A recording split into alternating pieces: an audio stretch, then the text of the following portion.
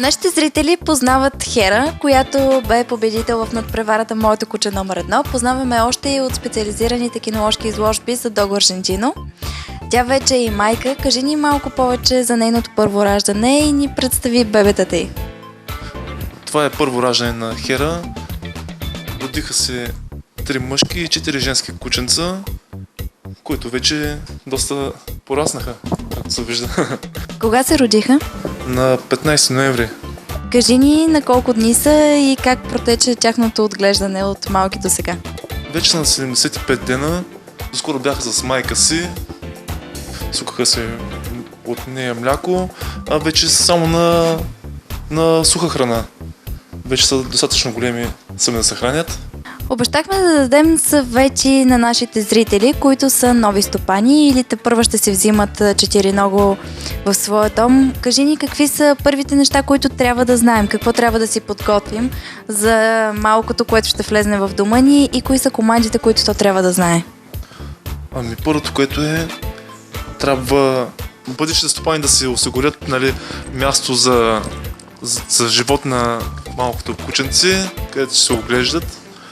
Трябва да се заложи на храна за малки кученца, а не за възрастни. По-специално. Трябва да им се изградят хигиенни навици още от самото начало, за да нямаме проблеми с жителството с тях. Ти се занимаваш с обучение на кучета. Кажи ни кога трябва да почнем да издаваме първите команди. Първото, което трябва кучето да разбере, да му се покаже ясно кое е позволено и кое не. Командите вече идват след 7-8 месец, когато вече не е чак такова малко кученце.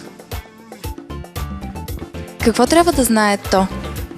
Първите команди, които трябва кучето да знае, са тези, които ще помогнат за социализацията му в обществото, именно основните седни на място.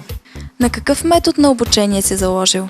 Значи, когато кученцето изпълни командата правилно, се поощрява с похвала и освобождаване и игра.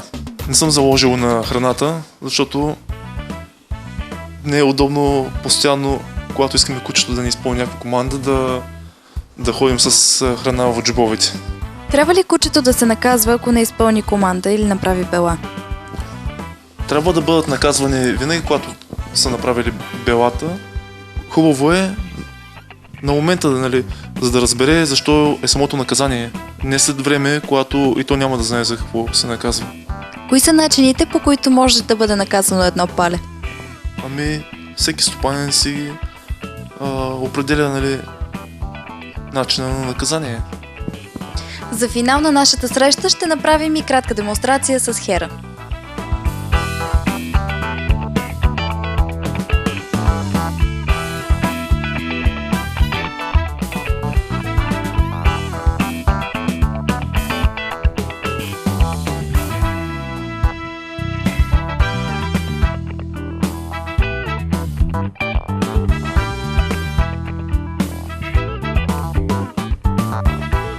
Ето, че вече сме навън. Кажи, коя е първата команда, с която ще започнем?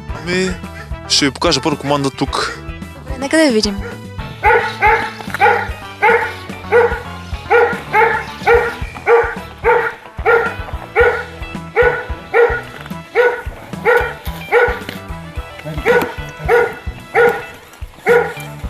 Едно отлично изпълнение на команда тук. Какво още може да прави Хера?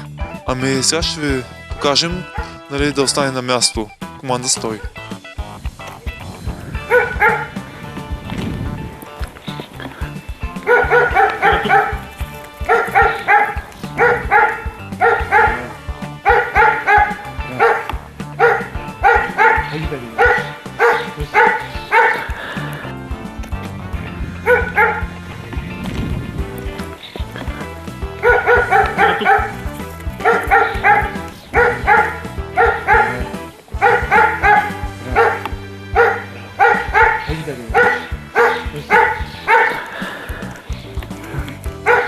Нека да покажем и последната основна команда.